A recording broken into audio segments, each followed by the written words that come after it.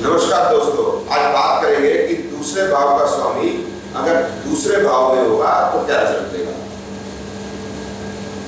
अगर मैं ये बात करता हूं कि दूसरे भाव का स्वामी दूसरे भाव में होगा तो क्या रिजल्ट होगा, तो इसमें मेरे को बड़ी सारी बातें करनी पड़ेगी कि दूसरे भाव का स्वामी दूसरे में होगा तो क्या रिजल्ट होगा, वह अस्त होगा तो क्या रिजल्ट होगा, वह वक्री होगा तो क्या रिजल्ट होगा, अस्त भी होगा वक्री भी होगा तो क्या रिजल्ट होगा, उसको गुरु देख रहा होगा तो क्या रिजल्ट होगा, शनि देख रहा तो क्या रिजल्ट होगा, शनि देख रहा होगा लेकिन वक्री होगा तो क्या रिजल्ट होगा, शनि और गुरु दोनों देख रहे होंगे तो क्या रिजल्ट होगा, चार ग्रह देख रहे होंगे तो क्या रिजल्ट होगा, चार बैठे होंगे साथ में क्या रिजल्ट होगा, तीन देख रहे हो तो क्या रिजल्ट होगा, कौन सी डिग्री पे बैठा होगा तो क्या रिजल्ट देगा, अलग अलग वंशों में बैठा होगा तो क्या रिजल्ट देगा, अलग अलग नक्षत्रों में बैठा होगा तो क्या रिजल्ट देगा। अगर दूसरे भाव का स्वामी शुक्र होगा तो क्या रिजल्ट होगा, बुध होगा तो क्या रिजल्ट होगा, केतु। तो ये सारी बातें जो मैं कर रहा हूँ आप देखेंगे कि इतने परम्यूटेशन कॉम्बिनेशन बन जाएंगे कि इन चीजों को याद रखना असंभव हो जाएगा। इस वीडियो के अंदर मैं ये आपको समझाना चाहूंगा कि रिजल्ट्स ग्रह के देखते कैसे हैं, और इस समय को दूसरे भाव का स्वामी दूसरे भाव की मैं बात कर रहा हूँ, इस पे बात करेंगे कि लगन की डिग्री सेम हो, दूसरे भाव के स्वामी की भी डिग्री लॉन्गिट्यूड सेम हो, एक ही हो तकरीबन, और वह विभिन्न जगहों पे पैदा हो विश्व में, तो क्या उसका रिजल्ट एक होगा या अलग होगा, एक होगा तो क्यों और अलग होगा तो क्यों। तो इसमें दोनों उदाहरण मैं आपको दिखाऊंगा, दो उदाहरण। पहला उदाहरण आपके सामने है, ये 29/4/64 5:45। तो ये आप देख रहे हैं, ये चंडीगढ़ का एग्जाम्पल है। अब इसमें जो डिग्री है लगन की वो देखिए, वो है 15 डिग्री 20 मिनट। दूसरा जो एग्जाम्पल है वो आपके सामने वह है, उसकी डिग्री 15 डिग्री 22 मिनट है। शुक्र की डिग्री देखिए आप 29/55 है पहले वाले में, 29/36 है, और इसमें 15/22 29/55 है। और ये जो जन्म है ये है न्यूयॉर्क यूएसए का, सुबह 6 बजे का 29 अप्रैल 64 6:50। अब पहले उदाहरण में चलते हैं। तो शुक्र मंगल के नक्षत्र में और शनि के उपनक्षत्र में।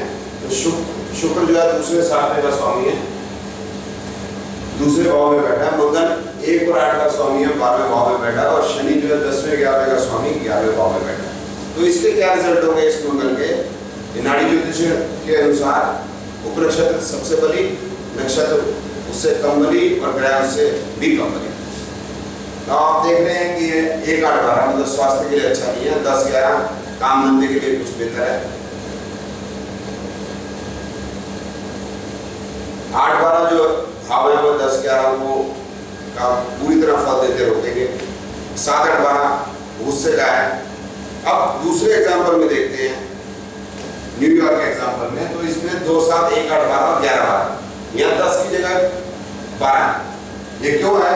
क्योंकि शनि जो है वह 11वें और 12वें के रिजल्ट देगा। तो जो 11वें और 12वें का स्वामी है 11वें भाव में बैठा है।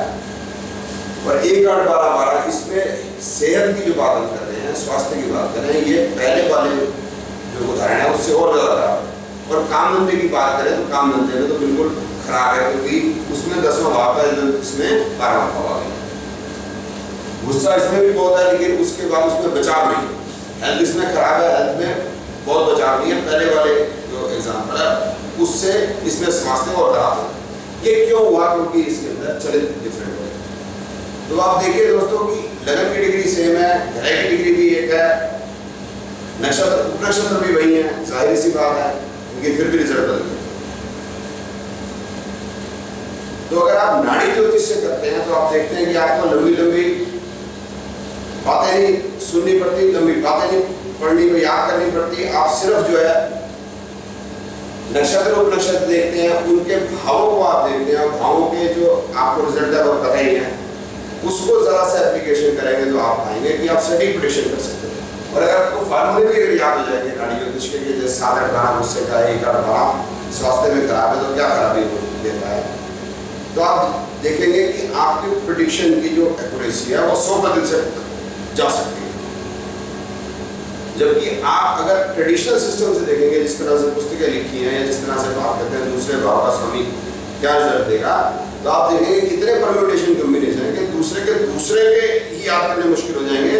अभी तो दूसरे का तीसरे, दूसरे का चौथे, दूसरे का पांचवें, दूसरे का छठे, इतने सारे, पहले का दूसरे, तो हजारों लाखों कॉम्बिनेशन ना तो कभी याद होंगे ना इस प्रकार से प्रेडिक्शन कर पाएंगे। नाड़ी ज्योतिष की शरण में आएंगे तो सटीक प्रेडिक्शन, सटीक फलादेश, याद करने पर कुछ भी नहीं। धन्यवाद।